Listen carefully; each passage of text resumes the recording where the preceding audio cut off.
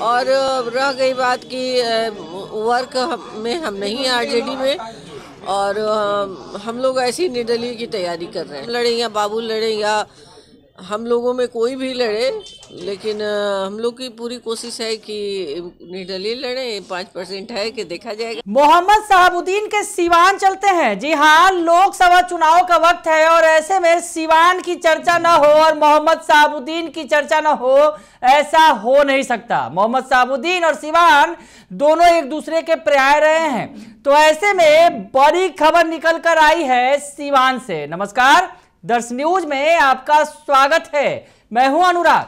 खबर बड़ी है क्योंकि मोहम्मद शहाबुद्दीन से जुड़ी है। जी हां, मोहम्मद शहाबुद्दीन जिनका सिक्का चलता रहा है सिवान में, मोहम्मद शहाबुद्दीन जिन्होंने दशकों तक सिवान की सियासत पर राज किया।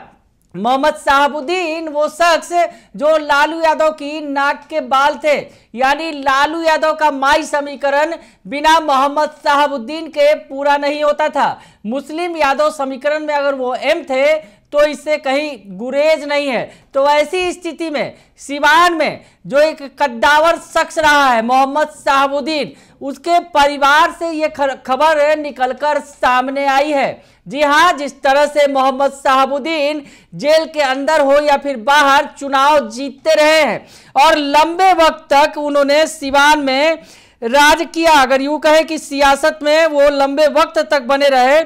पहली बार 1990 में उन्होंने निर्दलीय चुनाव लड़ा था और जीते थे, और 1995 में जनता दल के उम्मीदवार बने थे और विधायक बने थे, और फिर 96 से लेकर 2000 तक वो राजद के टिकट पर 4 बार सांसद चुने गए। तो मोहम्मद शहाबुद्दीन का ये रुतबा था सिवान में। लेकिन मोहम्मद शहाबुद्दीन का परिवार, जी हाँ, मोहम्मद शहाबुद्दीन के परिवार की हम बात कर रहे हैं। हिना साहब जो उनकी पत्नी है और ओसामा साहब जो उनके बेटे हैं, उनका क्या होगा सियासी भविष्य?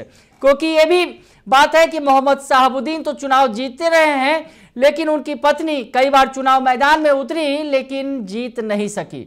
और इस बार तो समीकरण तमाम अलग बन रहे हैं, और जो समीकरण बन रहे हैं वो कहीं ना कहीं आरजेडी के लिए टेंशन वाले हैं, तेजस्वी यादव के लिए टेंशन देने वाले हैं और लालू यादव को टेंशन देने वाले हैं। तो हिना साहब का बड़ा बयान सामने आया है।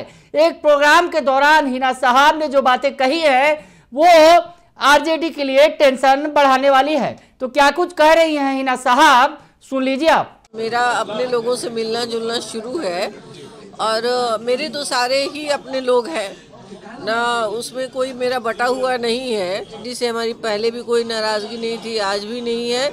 और रह गई बात कि वर्क में हम नहीं हैं आरजेडी में, और हम लोग ऐसी निर्दलीय की तैयारी कर रहे हैं। लड़े या बाबू लड़े या हम लोगों में कोई भी लड़े, लेकिन हम लोग की पूरी कोशिश है कि निर्दलीय लड़े। 5% है कि देखा जाएगा। सारे मेरे अपने लोग हैं, मेरा अपना सिवान का पूरा परिवार है। तो इसमें जेडीयू हो या आरजेडी हो या बसपा हो या माले हो या जो भी दल है, एबीसी, वो हमसे सभी लोगों से रिलेशन है। सभी लोग साहब के बहुत करीबी रहे हैं।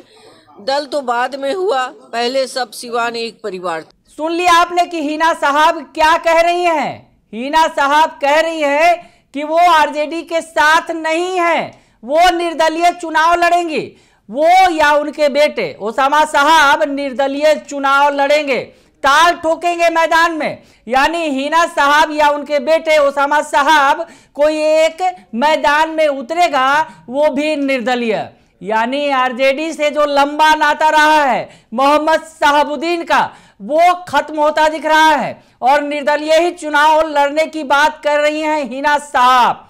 आपको पिछले दिनों भी जिस तरह से तेजस्वी यादव यात्रा पर निकले थे, जन विश्वास यात्रा के दौरान भी सिवान में जो शहाबुद्दीन परिवार की दूरियां दिखी थी तेजस्वी से, उनके कार्यक्रम में शामिल नहीं हुई थी हिना साहब। तो तमाम तरह के चर्चा होने लगा था, तमाम बातें उठने लगी थी कि अब क्या होगा, क्या अलग रास्ता पकड़ेंगी हिना साहब। तो ऐसी स्थिति में हिना साहब ने स्पष्ट कर दिया है कि वो निर्दलीय चुनाव लड़ेंगी। हालांकि अब आगे क्या होगा, क्या लालू परिवार उन्हें मनाने की कोशिश करेगा, क्योंकि जिस तरह से सिवान में शहाबुद्दीन बड़ा फैक्टर रहे हैं। शहाबुद्दीन के बिना आरजेडी की कल्पना नहीं की जा सकती। वैसी स्थिति में क्या होगा? हिना साहब अगर अलग रास्ते पर चलेंगी तो क्या आरजेडी की दाल गल पाएगी सिवान में? वैसी स्थिति में अब बड़ा सवाल खड़ा हो रहा है कि शहाबुद्दीन परिवार लालू यादव के साथ रहेगा या नहीं रहेगा, क्योंकि हिना साहब ने तो स्पष्ट तौर पे कह दिया है। और पिछले कुछ दिनों से अगर देखें तो ये स्थिति लगातार बनी हुई है। अगर स्थिति यूं ही नहीं, जब निधन हुआ था मोहम्मद शहाबुद्दीन का दिल्ली में, उस वक्त से ही ये तल्खियां सामने आई थी। जब निधन के बाद परिवार चाहता था कि मोहम्मद शहाबुद्दीन को सिवान में दफनाया जाए, लेकिन उन्हें दिल्ली में दफनाया गया था और इस मामले में लालू परिवार सामने नहीं आया था। उसके बाद से तल्खियां लगातार बढ़ती ही चली गई। हालांकि इसके बाद कई बार कोशिशें की गई लालू परिवार की तरफ से कि जो स्थितियां हैं, जो तल्खियां हैं, उसे दूर किया जाए, लेकिन ऐसा हो न सका। और अब क्या होगा, क्योंकि अब तो चुनाव की बारी आ गई है, लोकसभा चुनाव है। वैसी स्थिति में सिवान में जब मोहम्मद शहाबुद्दीन की पत्नी हिना साहब और उनके बेटे ओसामा साहब अलग चुनाव लड़ने की बात कर रहे हैं, तो ऐसे में क्या होगा? आरजेडी का सिवान के अंदर बड़ा सवाल खड़ा हो रहा है। बने रहिए दर्श न्यूज के साथ, तमाम खबरों से आपको अपडेट रखेंगे। फिलहाल के लिए इतना ही, धन्यवाद।